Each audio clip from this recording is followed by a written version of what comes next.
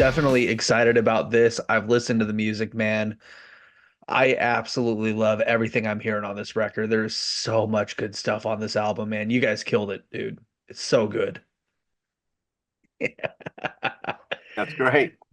Yes, You know, sir.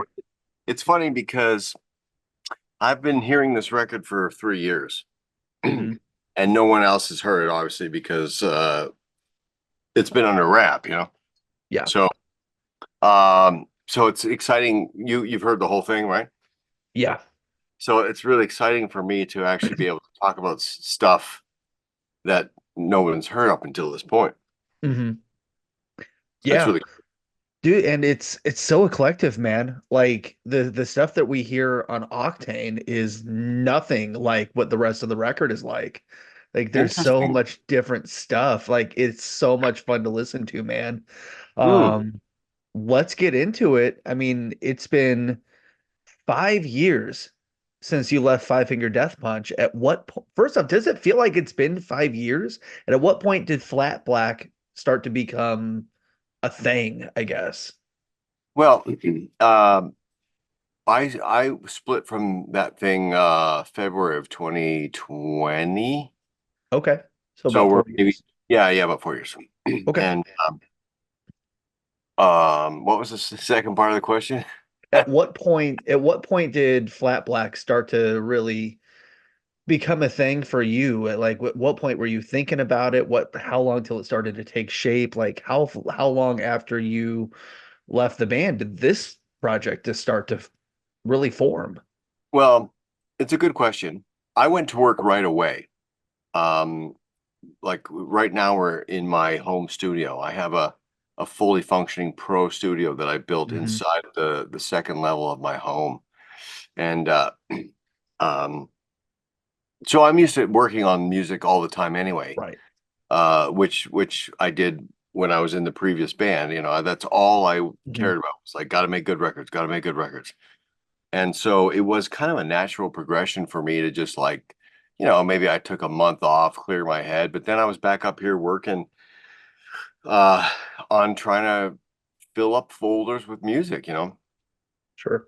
And wasn't exactly sure when or how or who the Flat Black was going to end up being for for the majority of 2020 and 2021. I was just writing songs uh and putting them in a folder. Okay. And then I started playing some of this music for my immediate friends and family, and they're like, you should make a band, dude. This is pretty cool stuff. Try looking. So I said, okay, time to take a pause Hmm. and start filling in what could be a band. And the first thing I do whenever I build a band, first thing I look for is a drummer. It's a big part of my process to have a fiery drummer that's metal and exceptional, and we speak Yeah. the same language, um and so I set out looking for a drummer, and that took a year. Really? Yeah, I was flying all over the place with my amp and my guitar and driving to California and uh trying to figure out who is my counterpart, who is my Vinnie Paul, like Yeah. I need that glue, that connection, so that when I go, I check this out, and then I can hear it fast. I'm like, what about we go here, and you bounce it back and forth. And the drummer, drums are such a huge part of the energy that comes from this kind Hmm. of music that I was like, I have to find the right guy. So did it take a year just because you were so specific at who it was, or was there like not a lot of availability for a while, or No, was I it just, I a just picky wasn't, part? I wasn't feeling it. Okay. Like I found a really great drummer in California, and but he was very young. I think he was 19 or something, and Ooh. his parents were quite obviously going to have a big, have their fingers in everything, Mm. and he didn't have a car, and so like, Ooh. so you start to go, I don't know if I could Yeah. get that to work. Yeah, that's yeah, no. You know what I Yeah. mean? So yeah, I living at mom and dad's, and So, Oh, but I had sort of run out of gas looking for a drummer, and it's funny because ironically, when I had sort of paused looking for a drummer, uh, a producer friend in Vegas called me and said, "Are you still looking for a drummer?" I said, "Yeah." And he goes, "There's a kid over here, man. You should come meet this guy." And that ended up being Rob Pierce, who is in the band. yep. And you know, he's exceptional. He's good. Yeah, He's he's good. really he can play He's anything. Yeah, he's good. So at what point far after that did, Rex and Nick come into the fold? Was it pretty quickly after that, or was it No. also a process? Well, as soon as I found Rob, the two of us sort of started building the band together. And I mean, we were getting together every day over here, and sometimes we were writing and jamming songs, but then the other couple days a week, we'd sit on the couch with our laptops going, okay, we gotta find a singer, gotta find a singer. And that was painful. That was painful. I mean, because we would reach out to guys and stuff, and it wouldn't work out. And then you get your hopes up. You find another guy. Whoa, he sounds great. Blah blah blah. It wouldn't work out. Mhm. Or I'd fly them in here to spend some time with us, and they don't write. They can't sing. Everything that we thought we were hearing obviously wasn't their natural ability, Right. which is pretty Yeah. common these days. Yeah, man, especially with all the technology, dude, man. But man, the so many different vocal styles on this record, man. Like Rex can like man, it's not so many different types of clean vocals, even Mhm. different script. Like he's so just that range Yeah. and the diversity he's able to do. Like he really brings a lot to this record, like Well, yeah. it's so amazing. I get excited when you talk about Rex because he's one in a million. And I found him. Yeah. Actually, he came through a mutual friend. So, Okay. I mean, we were very discouraged. It took, the better part of 2 years to find who's going to be the singer for this stuff. And, um, and it was very discouraging because, like I said, you would get a lead on somebody, get all excited about it, and then it would be like, yeah, that's not going to work. And that would happen over and over and over and over again to the point where I was like, why am I doing this? Maybe I shouldn't be doing this, you know? Thank God you But did it though. I mean, goddamn, like just listening to this record, man, a song like Home is so just powerful. It's such a great song. Like I I see, love, I love to hear you say that because I'm really proud of that song. okay. It's hard to get a song like that right, like that is it's like a ballad pop rock song, Yes. you know? Yes. And Yes. and I absolutely don't care if people don't like that song or don't think it's cool or whatever the problem might be with it because I love it and I know it's a good song. Yeah. Yeah, I mean, I don't want to say that it's like a risky song to do, but like the whole record is heavy and then you get to that one and it really it makes you stop and really listen to what's going on with the record and it adds a whole nother element to your arsenal with what you're doing here. And it's just I think I've listened to that song 3 or 4 times because it's just a fun song to listen to. Like, and Gives I you the love, feels, right? yes, Gives I you the feels. love poppy. I love poppy music, pop rock. And I love when bands go out of their comfort zone. Bad Wolves just did it on their last album with us, I think like 7 weeks or one of those songs. It's so fucking good because Yeah, no, I love those guys. They're my homies, you know, yeah, and it's I just man, I champion them all the time. And but it's funny because, like you said, I people are saying I love the album, I love the songs, and I'm like, what we've put up on Spotify right now are album tracks. Like Mhm. we haven't even gotten into what the organization is considering proper singles for Yeah, radio. Like they're like, "What are you Exactly. talking about? You telling me that Sideways is a album track?" I'm like, "Yeah, no, we haven't even started." Well, then you've got a song like Villain, and it's just like, holy crap, just like tidal wave. I mean, like just when you got us thinking that like we know what you're doing, like, you know, like you've so many right turns. It's a fun record to listen to. But with this one, obviously, you're going back to basics. You're going back to scratch. You were with your previous band for well over a decade. And was there a bit of anxiousness or uncertainty when you left them and went back on your own? What was that transition like? Because man, you had everything there with the previous band, and now you're starting from the ground up, and not a lot of people would do that, but you did it. And how has the Well, ride been so far, man? well, thanks. Uh, I was excited, you know. I don't look at that kind of like, I mean, look, I've been playing guitar since I was 6, Hmm. and I'm not going to tell you how old I am, but that was a hell of a long time ago. And I've been in so many bands and Yeah. built so many bands and made records all that you'll never even hear.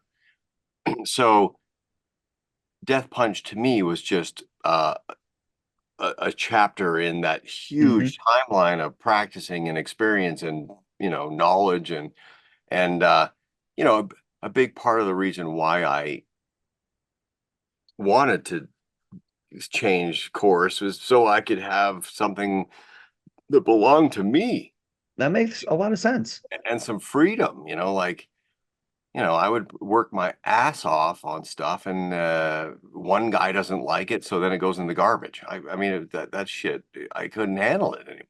That's frustrating. Yeah. This is just frustrating. But this is yours. This is yours from literally day one, So I mean, when you sit back and look at what this record really is, um, what does it do to you when you sit down and think about this? How does it make you feel knowing that you've put together, a collection of music like we have on this record, you know? Well, This is yours.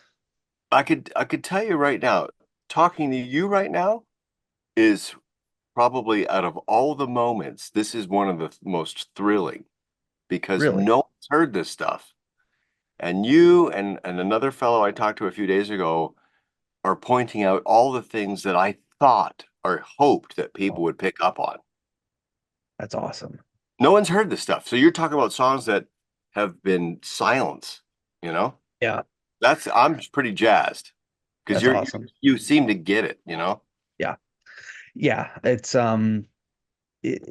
to me it's exciting. And when I started hearing the stuff pop up on Octane, man, for I mean, for a new band, how important is something like Octane and Liquid Metal and all of those avenues for you personally right now? Because in all honesty, until I would have gotten a press release about the band, Yeah. I would have never known Yeah. that this was a band.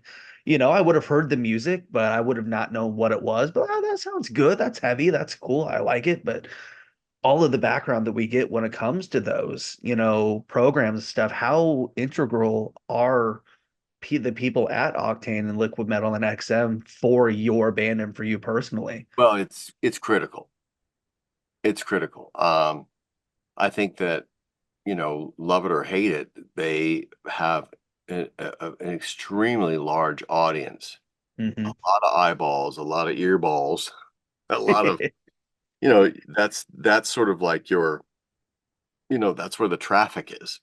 Hmm. So you want to be there. And I Yeah. feel like, and I still don't know how they're going to embrace this.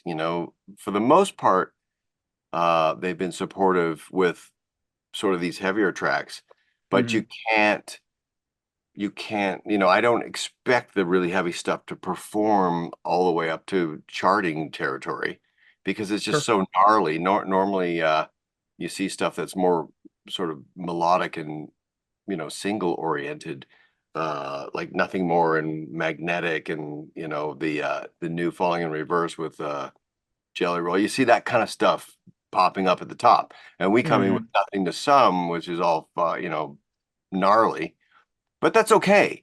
I mean, we did the way we rolled this out was very deliberate. I was adamant, and thank God Fearless Records is such a strong supporter of the vision. But the vision is to, like, I want to cement Flat Black into that, the male audience, the nuts and bolts, the meat and potatoes, the gnarly stuff is really important. yeah. Yeah, And I, definitely. And I mean, yeah, you mentioned like the way it's been rolled out is really smart. I mean, the first two singles that people have heard, um, especially Nothing to Some with Corey. I mean, it's very smart that, you grab everyone's attention like, holy shit, Jason Hook's back. There's this new band. They got Corey on it. Like, I'm checking this out. And then right, when they hear it and listen to it all the way through, as they all should, when it comes out, they hear all of these little nuggets of just gold on this album. So, I mean, I think it's genius the way you guys are kind of advancing the or progressing the album release as you go. I think it's really smart and I love it. It I makes a do lot of too.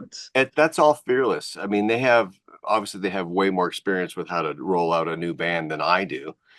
Hmm. But originally I was trying to get my head around it. Like, okay, so we're going to release half the record one at a time for the next 10 months. But I trust the process. I trust them. There's a certain amount of, like, letting people do what they're good at. And if I reflect back on it, I think it was a good idea because each one of these songs being released in the way that they have been, they get their own moment in the spotlight. Whereas if you Hmm. had released it as a batch, some of those tracks would have been buried in the record, and the Yeah. focus tracks would have been the other ones you'd mentioned. Yeah. Absolutely. What have the shows been like so far? And do you remember what the first moment was like when you went on stage for that first show with Flat Black and what that moment was like Yeah, for you fucking personally and for the band? horrifying. Horrifying. How? Yeah, horrifying. Well, we didn't have a lot of live exposure. Yeah. Like, everything happened so fast. Me and the guys, we basically put all of our energy into trying to make this record special. Yeah. And then things happened very quickly. We got management, and then we got signed to Fearless, and then we were talking about how to roll the record out and shooting music videos and doing the press to set up the record and artwork and all this stuff we were talking about. Mhm. And then literally the next Monday, I get a call going, "How do you think you guys could be ready to start with Godsmack next Friday?" Like that kind of thing. Okay. That makes sense now. Holy And crap. so I'm like, yeah, no problem. And then I hang up the phone and go, holy fuck, okay. You know, we Oh better man. we better get into rehearsals and figure out how to make this into a good live band. But I got to tell you, um, that's one thing that I have a lot of experience with is, I knew I picked guys that were lethal players, and everyone sings, and we don't rely on stuff. We're up there being a real band. Yeah. So I picked guys that I knew would be good for the live presentation. Yeah. Um, so we just had to get in rehearsals and started knocking around the songs and working out who's singing what harmony and blah blah blah blah blah. And but to answer your question, the very first show was Irvine, California, which means that's Los Angeles. That Yep. means William Morris is coming down, the record label's coming down, the management's coming down, the publicist is coming down for the first show. So Oh, it was already fairly stressful. stressful just because everything was brand new, and we had to get started, and we were going to play this show in front of Godsmack's audience. So that's Right. already stressful. But then add to it all the people that have, come on board from the business perspective. They're all going to be going, let's see what this thing is that we signed, or let's check this out. Oh God. And so, yeah. And that was pretty hairy. Man, what the festivals though, I mean, especially you personally, you know exactly what those festivals are. That's a whole different animal. Yeah, Um, I like festivals. I love them. You have to do them a certain way to do them right, though. Like those will kill you if you don't do them right. Yeah, yeah, Um, we and there's so many bands on the festivals that have like a massive following and stuff, and we're relatively new, so that there's you've got to sort of like block that out that we're still, the mhm. newbies and all that stuff. But it's nice, a lot of people go to festivals. There's Yeah. interviews. There's all the bands that I made friends with over the last 15 years. They're all there. And we get to say hi again. I like it. Right. I mean, I don't know much about Rex, Nick, and Rob. How much experience have they ever had the festival stage before? Was that new to them? Like, have they Um, ever played those stages? I think Rex for sure because he was in Falling in Reverse for 10 minutes. Okay. Yeah, he was Okay. involved as the bass player. Uh, Oh, funny enough. okay. Um, but Nick and Rob had other bands and other things, but I'm not sure if they had exposure to festivals type stuff. It's just Okay. basically enormous. So you're thrown onto this into a football stadium is that's Hmm. a whole different set of approach. Yeah. Yeah. Um, yeah, I kind of miss festivals. It's been a few years for me. But Mhm. I also like my energy, so and my sleep. So yeah. Yeah, right. Um, what's that? No, you're right. And Yeah. we did the Sonic Temple in Rockville as fly dates. So we had to tear everything down that we had built to go onto semis and do arenas and figure Oh. out how we now do this with a pedal board and I mean it was just a whole new thing. Well, we are just a couple weeks away from the release coming, which it doesn't seem real to me, but I can't imagine how it must feel for you as we're getting closer to Dark Side of the Brain releasing. How are you feeling right now? I would think it's a mix of relief and maybe some apprehension as well. Well, yes, but the more feedback I get from guys like yourself who have actually have the record and are pointing out songs that I never thought would be pointed out. Then now I'm starting to, it doesn't matter. It's beyond my control. What I did, what I can do from here on out, I can't control anything. Right. And I hope people like it. It's the best effort I could offer for where we are right now, and it's beyond my control. I like it. I would prefer to have it out so that we could get some feedback in Yeah. data as far as where to go next. Yeah. Um, and I think also too, as far as playing live, I think it's gonna be a lot easier for us to do our headline shows and stuff when people go, I love everyone's gonna have one song on there that they love. And that'll be Hmm. enough to bring them to the concert. Yeah. Is there is there any song in particular that you're close to that you like, maybe that you're hoping, man, I love the stuff people heard, but man, this one in particular, I hope they dig this one.